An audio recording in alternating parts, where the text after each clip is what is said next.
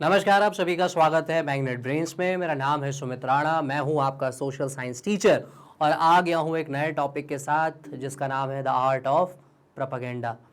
ये टॉपिक है उस चैप्टर का जिसका नाम है the Nazism and the rise of Hitler, जहां पर हमने कई सारे टॉपिक्स पढ़ लिए हैं।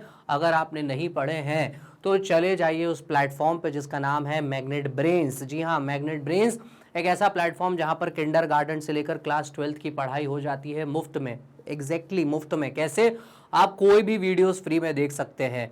कोई भी वीडियोस में वो भी वीडियोस हैं जो मैंने इस टॉपिक से पहले अपलोड किए हैं आप लोगों के लिए। जी हाँ, आप लोगों के लिए किए हैं। ऐप पर चले जाओ, वेबसाइट पे चले जाओ, यूट्यूब चैनल पे चले जाओ। प्रॉपरली ऑर्गेनाइज प्लेलिस्ट आप लोगों का वेट कर रही है। कैसे जाओगे? लिंक से चले जाओ भाई, डिस्क्रिप्शन बॉक्स में लिंक मैंने डाला हुआ है। ठीक है, तो आज क्या करते हैं, इस टॉपिक को पढ़ते हैं और उससे पहले ये समझते हैं कि हमने पिछले टॉपिक में क्या पढ़ा है, पिछले वीडियो में क्या देखा है। हमने पिछले वीडियो में ये देखा था कि मदरहुड को नाजिज्म कैसे ट्रीट करता था। हिटलर के राज में माओ का क्या वैल्यू था। माएँ दो तरीके की थी वहाँ। एक माएँ वो थी जो प्योर ब्लडेड जर्मन आर्यंस को पैदा कर रही थी। एक माएँ वो भी थी जो प्योर ब्लडेड जर्मन आर्यंस को पैदा नहीं कर रही थी। जो पैदा कर रही थी उनका समाज में बहुत सम्मान था, बहुत सारे अवार्ड्स थे, बहुत ज़्यादा कंसेशंस थे, यहाँ तक कि उनको क्रॉस भी दिया जाता था, गोल्ड, सिल्वर, ब्रॉन्ज। बट जो नहीं कर पाती थी उनको जो है सर मुंडवाकर, मुंह काला करके और चारों तरफ समाज में घुमाया जाता था और उनको एक क्रिमिनल की तरह ट्रीट किया जाता था। That is what we had seen in the last video. I hope आप पूरे वीडियोस को देखेंगे, टॉपिक्स को इत्मीनान से समझेंगे और उससे पहले मैं ये चाहता हूं कि इस वीडियो को पूरा देख लीजिए। आज हम पढ़ रहे हैं तो आर्ट ऑफ प्रोपेगेंडा, तो सबसे पहले यही समझ लेते हैं कि what is the meaning of propaganda. अगर आप देखें तो मैंने शुरुआती चैप्टर्स में, शुरुआती वीडियोस में, आई मस्ट से, कि मैंने प्रोपेगेंडा को डिफाइन किया है। आज मैं दोबारा इसको आपको डिफाइन कर रहा हूं दूसरे तरीके से। So propaganda is what, you know, information, ideas, opinions or images often only giving one part of the argument that are broadcast, published or in some other way spread with the intention of influencing people's opinion. Propaganda क्या होता है? अगर किसी व्यक्ति को अपने विचारों को लोगों तक पहुंचाना है जिससे उसका एक स्पेसिफिक फायदा होगा, किसी व्यक्ति को पहुंचाना है, किसी ग्रुप को पहुंचाना है, किसी पॉलिटिकल पार्टी को पहुंचाना है, किसी लीडर या रूलर को पहुंचाना है, तो वो क्या करेगा? अलग अलग ब्रॉडकास्ट के मीडियम्स का इस्तेमाल करेगा। मैं बहुत आसान भाषा में इसको और समझाने की कोशिश करता हूं। लेट्स से मुझे एक पर्टिकुलर एजेंडा चलाना है किसी वर्ग के खिलाफ। लेट्स से मैं कहना चाहता हूं कि भाई एक पर्टिकुलर रिलीजन है, एक कास्ट है या एक पर्टिकुलर ग्रुप है जिससे मुझे बड़ी नफरत है ना, और मैं जो है उसके प्रति हिंसा फैलाना चाहता हूं, समाज में घृणा फैलाना चाहता हूं, मैं चाहता हूं कि समाज में लोग उसको पसंद ना करें। तो मैं क्या करूंगा? Newspaper, TV, magazine, social media सबका इस्तेमाल करूंगा और क्या करूंगा? नेगेटिविटी फैलाऊंगा। किसके प्रति? उस पर्टिकुलर व्यक्ति के प्रति। और दूसरा काम क्या करूंगा? मैं अपने प्रति जो है बहुत ज्यादा सम्मान फैलाऊंगा। हर ऐसी ऐसी बातें बोलूंगा, ऐसे ऐसे काम करूंगा जिससे लोगों को लगेगा कि यार मैं सही हूं और जिसके खिलाफ ये बंदा बोल रहा है डेफिनेटली वो सारे लोग गलत हैं। यही प्रोपेगेंडा इस्तेमाल किया था हिटलर ने, उसकी पार्टी ने, जिसका नाम था नाजी पार्टी, जो कि बनी तो थी नाजिज्म को प्रमोट करने के लिए, जो बनी तो थी कायदे में जर्मनी को सही स्थान पे लाने के लिए, क्योंकि बहुत बुरे हालात से गुजरा था जर्मनी। बट अब मामला कुछ और ही था। कब? जब हिटलर जो है ये डिसाइड कर चुका था कि मुझे लेबेंसरॉम करना है, मुझे लेबेंसरॉम बनाना है। लेबेंसरॉम मतलब मुझे एक लिविंग स्पेस बनाना है। किसके लिए? प्योर ब्लडेड जर्मन आर्यंस के लिए। ये प्योर ब्लडेड जर्मन आर्यंस क्या करेंगे वहां पे? ये राज करेंगे। ये लोग कौन होंगे? ये वो नौजवान होंगे जो सिर्फ नफरत जानते होंगे ज्यूज के प्रति और हर उस व्यक्ति के प्रति जो कि एक अनडिजायरेबल है। वहां पर ऐसी माएँ होंगी जो सिर्फ प्योर ब्लडेड जर्मन आर्यंस को जन्म दे रही होंगी, जो ज्यूज से भी नफरत कर रही होंगी। ओवरऑल एक चीज दोनों में कॉमन है, ओवरऑल पूरे की पूरी जर्मन सोसाइटी में यहां पर कॉमन है, और वो ये कि ज्यूज से नफरत आपको करनी पड़ेगी।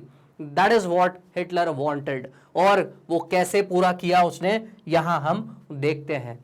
The Nazi Germany used language and media with care and often to great effect. इसका मतलब क्या है? ध्यान से समझना। नाजी जर्मनी की जब हम बात कर रहे हैं तो हम उस जर्मनी की बात कर रहे हैं जो कि वर्ल्ड वॉर 2 लड़ रहा था। Do not forget this particular point which we have already discuss in many of the videos. ये वो जर्मनी है जो बाहर वर्ल्ड वॉर 2 लड़ रहा है, और यही वो जर्मनी है जो अंदर बहुत सारा कत्लेआम कर रहा है। मतलब बाहर भी मौतें हैं और अंदर भी मौतें हैं। लेकिन क्या बाहर के लोगों को ये बातें पता थी? जी नहीं पता थी। क्यों नहीं पता थी? क्योंकि वो शब्दों का जो वर्ड्स का था वो बहुत सोच समझ के इस्तेमाल करता था। वो क्या थे वर्ड्स, मैं बताऊंगा इस पर्टिकुलर वीडियो में आगे आने वाली स्लाइड्स में। देखिए, उसने ऐसे शब्दों को यूज किया, नाजी पार्टी ने या हिटलर ने, the terms they coin to describe their various practices are not only deceptive, they are chilling. मतलब नॉट ओनली डिसेप्टिव का मतलब ये है आप पता लगा के दिखा दो, ठीक है। मतलब ऐसे ऐसे वर्ड यूज किए गए कि लोगों को लगा अच्छा ये तो कुछ कर रहे होंगे, कोई धार्मिक कार्य होगा, कोई सामाजिक कार्य होगा, आर्मी के कुछ अच्छे काम होंगे जर्मन लोगों के लिए, बट मामला कुछ और भी था, और वो बहुत खतरनाक था, बहुत डरावना था, रोंगटे खड़े कर देने वाला था वो। Nazis never use the words kill or murder in their official communications. कितनी बड़ी बात लिखी है, देखो कितनी बड़ी बात लिखी है। मतलब नाजी पार्टी के जो लीडर्स हैं, जो आर्मी ऑफिशियल्स हैं, जब वो अपनी बातें एक जगह से दूसरी जगह पहुंचा रहे हैं तो वो कभी शब्द का इस्तेमाल नहीं कर रहे कि हमें मर्डर करना है, हमें किल करना है। वो कुछ और ही बातें कर रहे थे। क्या बातें कर रहे थे देखिए यहाँ पे। वो क्या कह रहे थे कि भाई आप वर्ड यूज करो स्पेशल ट्रीटमेंट। अब आप खुद सोचो इस वर्ड को देख के क्या फील हो रहा होगा आपको। आप कहोगे ना सर क्या बोल रहे हो, स्पेशल ट्रीटमेंट का मतलब होता है किसी को स्पेशल ट्रीटमेंट देना, उसको मुस्कुरा के इनवाइट करना, उसको बढ़िया खाना पानी देना, उसको अवार्ड्स देना, उसको जो है रिस्पेक्टफुली बिहेव करना उसके साथ, जो जितना अच्छा हो सके उसके साथ उतना अच्छा करना है। बट जर्मनी के लिए ये वो नहीं था।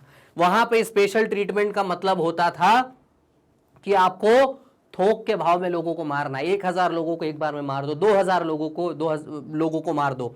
देखो, मास किलिंग का मतलब था स्पेशल ट्रीटमेंट। और मैं चाहूंगा कि आप एग्जाम पॉइंट ऑफ व्यू से you should make a table and you should write the word and meaning of it. ठीक है, right the word and meaning of it. What is the word here? Special treatment. Special treatment का मतलब क्या है? Mass killing, एक साथ कई लोगों को मौत के घाट उतार देना का मतलब था special treatment. Final solution, final solution क्या होता है कि भाई आप मैथ्स कर रहे हो, फाइनली ये हमें सोल्यूशन मिल गया, या फाइनली ये हमने कोई प्रॉब्लम का सोल्यूशन ढूंढ लिया। तो फाइनल सोल्यूशन का मतलब होता था जब आप ज्यूज को मारोगे, killing of Jews, killing of Jews, इसको आप कहते थे final solution. Just look at the words. ये होता है प्रोपेगेंडा का खेल। यूथेनेशिया, यूथेनेशिया तो बड़ा मॉडर्न सा और बड़ा मस्त सा वर्ड लग रहा है, बट यूथेनेशिया का मतलब ये होता था कि जब आपको डिसेबल्ड लोगों को, जो अपंग है, दिव्यांग है, उनको अगर मारना हो तो हम वर्ड यूज करेंगे यूथेनेशिया। Selection and disinfection. भाई डिसइंफेक्शन क्या होता है आपको समझ में आ रहा है? कीड़े मकोड़े मारते हैं तो हम डिसइंफेक्टेंट यूज करते हैं, right? That is what they are using, that is the word which they have used. Mass killing को कह रहे हैं special treatment, final solution, euthanasia, selection, disinfection. इतने प्यारे वर्ड का इस्तेमाल कर रहे हैं सबसे गंदे काम के लिए। एक और वर्ड देखिए, इवैक्यूएशन। इवैक्यूएशन का मतलब आम भाषा में होता है किसी को बचाना, किसी जगह पर कोई फंसा हुआ है उसको वहां से बचा के लाना। लेकिन वो क्या उसका मतलब यहां क्या था? उसका मतलब था deporting people to gas chambers. इसका मतलब था लोगों को गैस चैम्बर्स में भेजना मरने के लिए। They were labelled as disinfectant areas.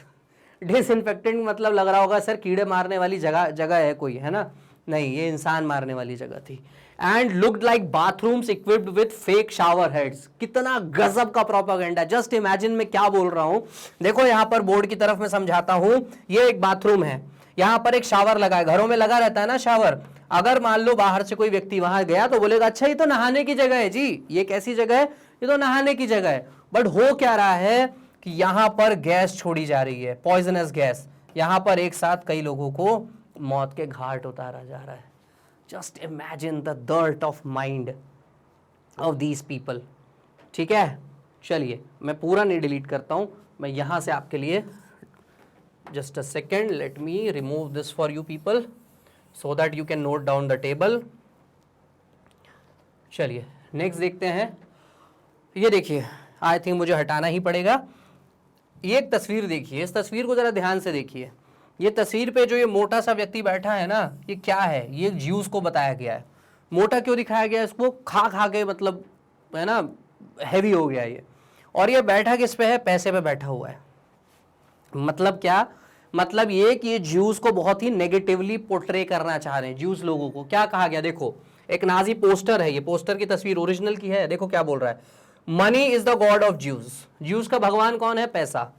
In order to earn money he commits the greatest crime. He commits the greatest crime, मतलब ज्यूस जो है वो पैसा कमाने के लिए क्राइम जितना बड़ा हो उतना बड़ा करने को तैयार है। ही डज नॉट रेस्ट, वो आराम नहीं करता, until he can sit on a big sack of money, जब तक वो एक बड़े से बोरे पे ना बैठ जाए पैसे के, तब तक वो आराम नहीं करता।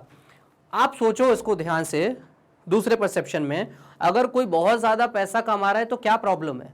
बट हिटलर या नाजी पार्टी ज्यूस को कैसे पोर्ट्रे कर रहे हैं कि ये इतना ज्यादा पैसा कमा रहा है और इतने गलत तरीके से कमा रहा है, और जब तक कि ये बोरा भर के पैसा ना कमा ले भाई ये आराम करने वाला नहीं है।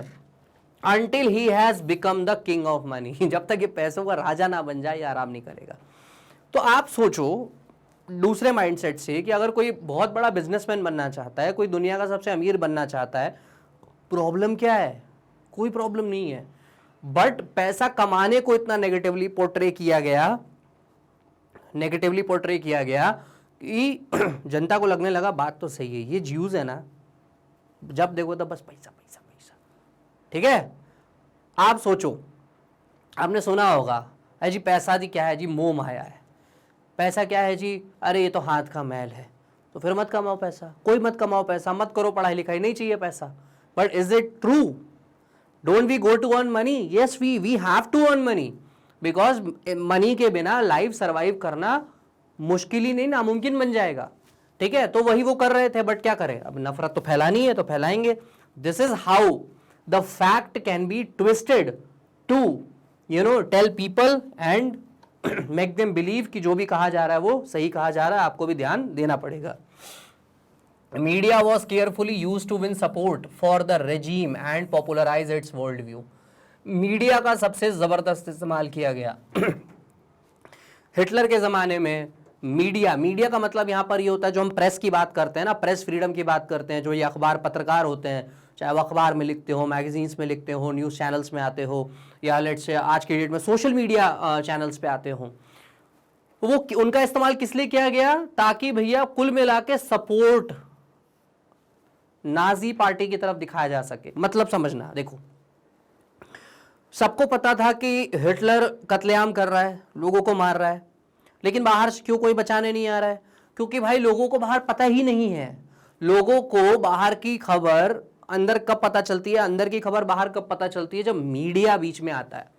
और जब मीडिया सरकार के फेवर में चले जाए, पूरी तरह सरकार की ही बातें लिखे, मतलब जो सरकार करे वो सही है ना, जो सरकार का मुखिया करे वो सही है, जो देश का लीडर करे वो सही है। अगर मीडिया बस तारीफों के पुल बांधे चला जा रहा है, किसके लिए?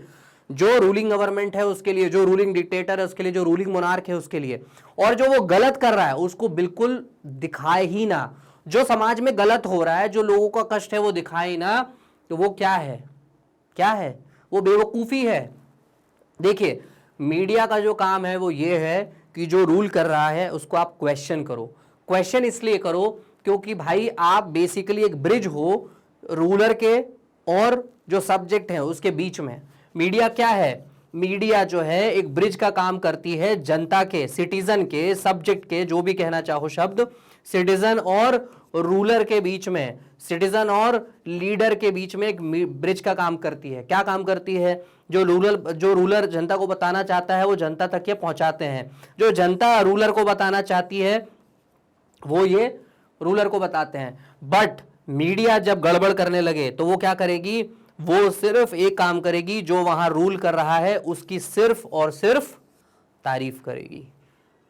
ठीक है, उसके बारे में कभी कुछ गलत नहीं लिखेगी। यही हो रहा था हिटलर के साथ। हिटलर को बना दिया भगवान, हिटलर को बना दिया देश का सबसे सबसे सबसे सफल व्यक्ति, सर्वश्रेष्ठ व्यक्ति। हिटलर के सारे आइडियाज बेस्ट थे एज पर दी मीडिया। और जब ये सारी चीजें छप रही होंगी तो बाहर की दुनिया वालों को क्या पता चल रहा है कि अंदर क्या हो रहा है। इसीलिए डेमोक्रेसी, यहां से आपको समझ में आएगा कितनी पावरफुल चीज है। इसीलिए जब हम डेमोक्रेसी की बात करते हैं, we say that media is the fourth pillar of democracy. Legislature, executive, judiciary, ये 3 पिलर्स हैं। चौथा पिलर है मीडिया। और जब ये तीनों गड़बड़ करें या इनमें से कोई भी गड़बड़ करे तो मीडिया का फर्ज होता है इन पे सवाल उठाना, क्योंकि ये जनता को रिप्रेजेंट कर रहा होता है, जनता के लिए ये वहां बैठा होता है। और अगर ये ही गड़बड़ हो जाए तो समझ लीजिए कि डेमोक्रेसी, लोकतंत्र खतरे में है। ठीक है, तो आपके लिए क्या सबक है कि भैया अगर आप रेडियो पे कोई न्यूज़ देखते हो, television, social media, TV, mobile, whatever is the source of your information, चाहे वो न्यूज़ हो या वो सोशल मीडिया के फॉरवर्ड्स हो, चाहे वो शॉर्ट रील्स हो, आपको एक बार उनको शांत दिमाग से देखना है और सोचना है कि क्या ये जो मैं देख रहा हूं ये सही इंफॉर्मेशन है। स्टार्ट क्वेश्चनिंग, आपको सवाल उठाना पड़ेगा, हर पॉइंट पे आपको सवाल उठाना पड़ेगा, तब आप नॉट जस्टिफाई, तब आप समझ पाओगे रैशनल माइंड से कि हाँ जो मैं देख रहा हूं वो सही है या गलत है। आपको अपने नजरिए से भी देखना है, आपके दूसरों के भी नजरिए से देखना है, तब जाके डेमोक्रेसी जिंदा बच पाएगी। और अगर मीडिया गड़बड़ करे तो मीडिया को भी सवाल पूछना पड़ेगा। That is what was expected in Nazi Germany, but वहां हुआ नहीं। खौफ था ना हिटलर का, था कौन उठाएगा सवाल हिटलर के ऊपर। इतना बड़ा पावरफुल लीडर जब खड़ा हो जाए पूरी मिलिट्री लेके तो कौन सवाल उठाए। तो कैसे स्प्रेड हुआ propaganda? Through visual images, photos, जैसे मैंने आपको दिखाया, एक फोटो बना दी, फिल्म्स बनाई गई, रेडियो पे बोला गया, पोस्टर्स बनाए गए, कैची स्लोगन्स थे, लीफलेट स्लोगन्स आप देखे ना, पैम्पलेट्स वगैरह होते हैं, उसमें नेगेटिव लिखो जी उसके बारे में, इतना नेगेटिव लिखो कि यार दिमाग में पॉजिटिविटी आ ही ना, आपको ये फील ही ना हो कि वो इंसान है। Just imagine the level of hatred, कि आपको ये फील ही ना हो कि आपके अपोजिट रिलीजन वाला, कास्ट वाला, लेट्स से नेशनैलिटी वाला भी इंसान है। ठीक है, that is the power of propaganda. And सबसे बड़ा रोल कौन प्ले करता है? मीडिया। क्योंकि देखो ना मैंने क्या बोला, visual image, film, radio, poster, catchy slogan, leaflet, ये कैसे प्रोपेगेट होता है समाज में? Through the media, through the print media, through the digital media. In posters, groups identified as the enemies of Germans who identifies as the enemies of Germans were stereotyped, mocked and abused and described as evil. मतलब जो Germany के खिलाफ है, मतलब जो obviously जो Hitler के खिलाफ है वो जर्मनी के खिलाफ है। देखो हिटलर एक इंसान था, है ना, हिटलर क्या था? एक इंसान था।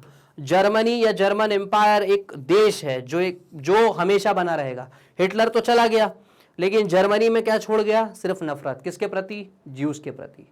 आप इस चीज को देखकर समझिए कि किस तरीके से हेट्रेड फैलाई जाती है। एक लीडर एक देश नहीं होता है, देश में एक लीडर होता है। इस बात को आपको समझना पड़ेगा। और कुछ आइडियाज देखिए।